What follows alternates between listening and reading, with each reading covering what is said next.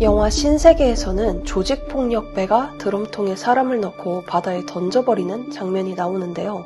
그런데 이 드럼통을 별명으로 가지고 있는 정치인이 있으니 바로 이재명입니다. 이재명은 도대체 왜 드럼통이라는 별명을 가지게 된 걸까요? 그건 바로 이재명과 관련된 9명의 사람들이 잇따라 사망하거나 스스로 숨을 끊으려 했었기 때문입니다.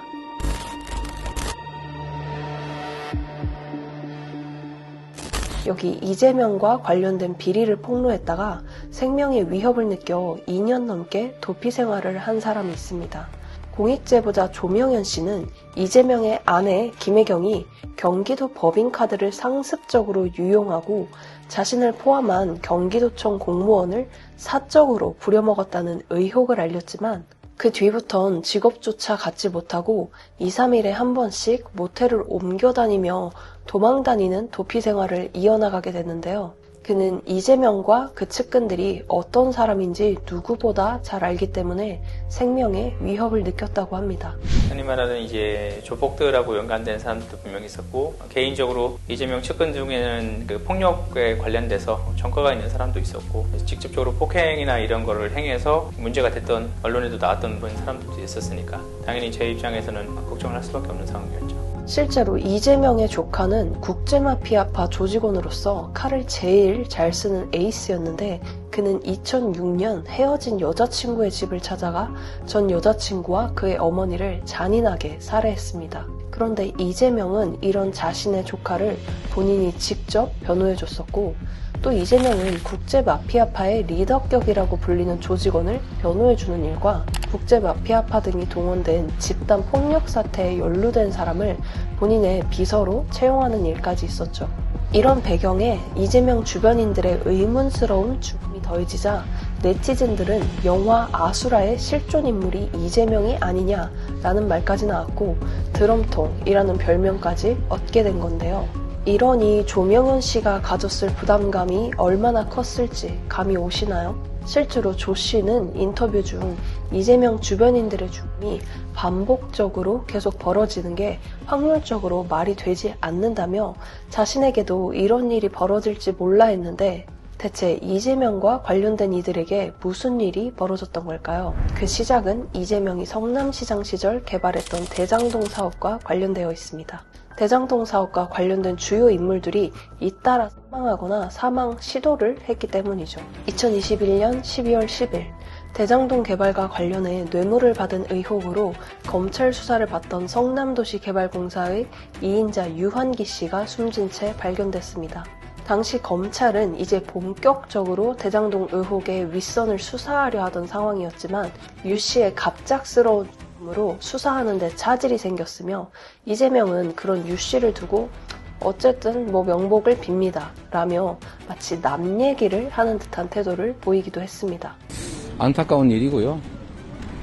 어쨌든 명복을 빕니다. 이렇게 유환기가 사망하고 난 뒤 불과 11일 뒤에는 김문기 씨가 세상을 떠나게 되는데요. 그는 유한기와 함께 성남도시개발공사에서 근무했던 인물로 대장동 개발의 실무 책임을 맡았던 인물이지만 검찰에게 조사를 받던 중 갑자기 사망하게 됩니다. 김문기는 과거 이재명과 함께 골프를 치고 낚시를 하는 등 그와 제법 가까웠던 사이였지만, 이재명은 성남시장 당시에는 그 사람이 누군지 모른다고, 기억나지 않는다며 딱 잡아뗐습니다. 김문기 처장은 개인적으로 시장 재직 때 좀 아셨습니까? 아니면 어떻습니까? 제가 시장 재직 때는 몰랐고요. 예. 그러니까 합의 직원이었으니까. 그러자 국민의힘이 이재명과 김문기가 함께 찍은 골프 사진을 공개했지만, 이재명은 이 사진은 확대된 사진이라며 확대를 했으니 조작된 사진이라는 황당한 주장을 하기도 했죠. 이 국민의힘에서 4명 사진을 찍어가지고 마치 제가 골프를 친 것처럼 사진을 공개했던데, 제가 확인을 해보니까 전체 우리 일행 단체 사진 중에 일부를 떼내가지고 이렇게 보여줬더군요. 조작한 거죠. 이재명의 악행은 여기서 끝나지 않았습니다.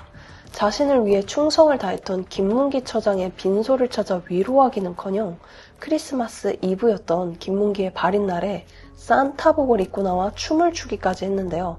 이 모습을 본 김문기의 어머니는 오열하고 가슴을 치며 분통을 터뜨렸으며 가족들 모두는 그 영상을 보고 한 번 더 죽을 만큼의 고통을 느꼈다고 합니다. 심지어 이재명 캠프 측 인사는 유족들을 만나 이재명을 도와줄 마음이 안 생기냐며 회유를 시도하기도 했죠.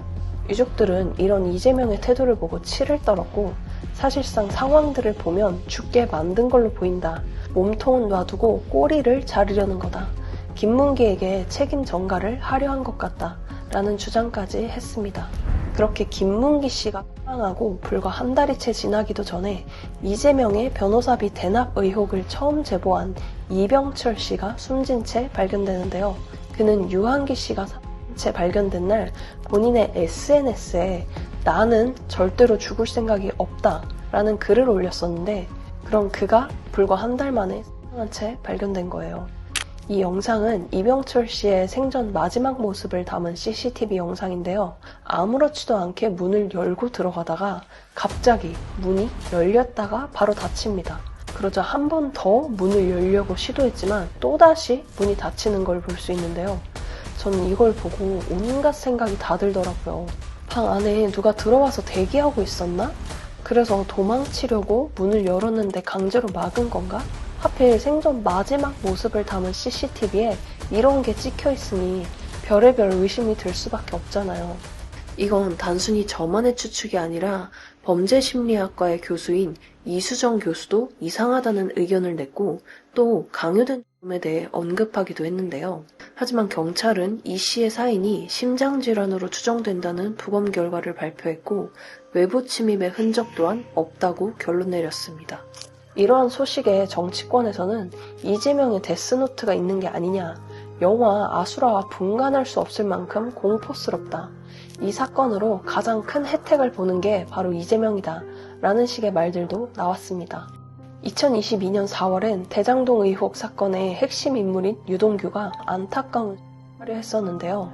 그는 이재명과 10년간의 인연을 가지고 있었고 이재명을 위해 산다고 스스로 세뇌할 만큼 이재명을 위해 일했던 사람으로 처음엔 자신이 대장동 의혹을 다 떠안고 죽을 생각까지 했다고 합니다.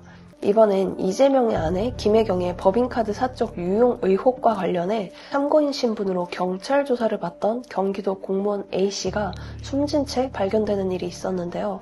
그의 죽음에 대해서는 많은 내용이 알려져 있지 않지만 가장 의아한 건 바로 그가 유서를 쓰지 않은 채 갑작스럽게 사망했다는 점입니다. 2022년 12월 14일엔 대장동 개발비리 의혹의 핵심 인물 김만배가 사망 시도를 해 병원으로 이송됐는데요.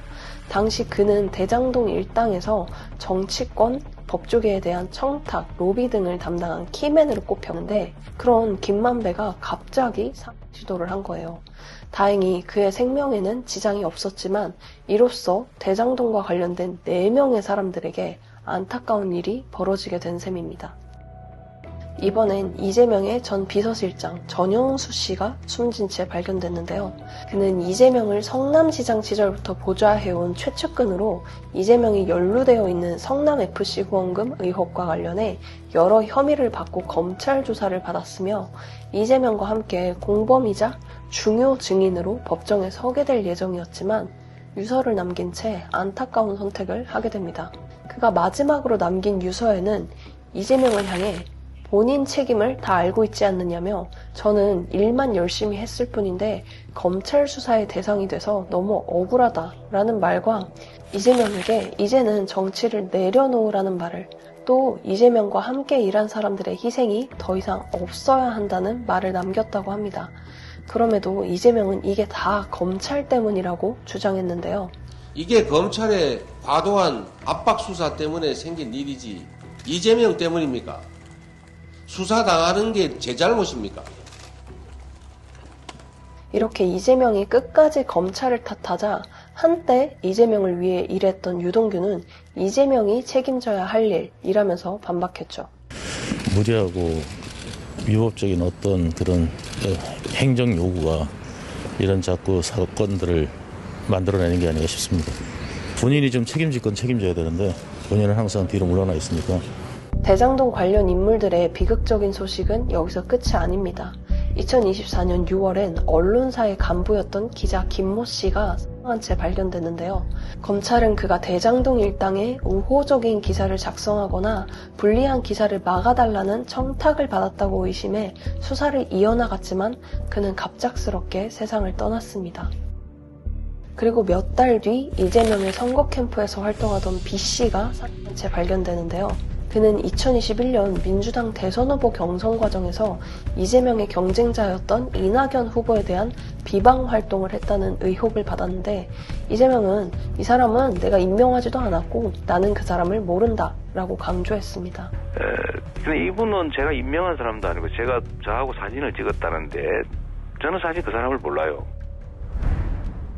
이렇듯 2021년 12월부터 약 3년간 이재명과 관련된 인물 7명이 사망하고 2명은 사망도를 벌였는데 이재명 측에선 대부분의 사람들이 검찰의 강압적인 수사를 받다 보니 극심한 압박을 받아 그런 선택을 한 것뿐이라며 본인과는 상관없는 일이라고 주장합니다. 검찰의 무도하고 강압적인 수사의 책임을 이재명에게 덮어씌워 악마화하려는 것뿐이라고요. 그런데요, 만약 진짜 검찰 때문이라고 쳐도 그게 한두 명도 아니고 어떻게 이재명과 관련된 인물들에게만 이재명 주변에서 벌어지는 걸까요? 상황이 이렇다 보니 한 외신 기자까지 나서서 이재명에게 대놓고 당신은 위험한 사람이냐고 물어보는 일까지 있었습니다.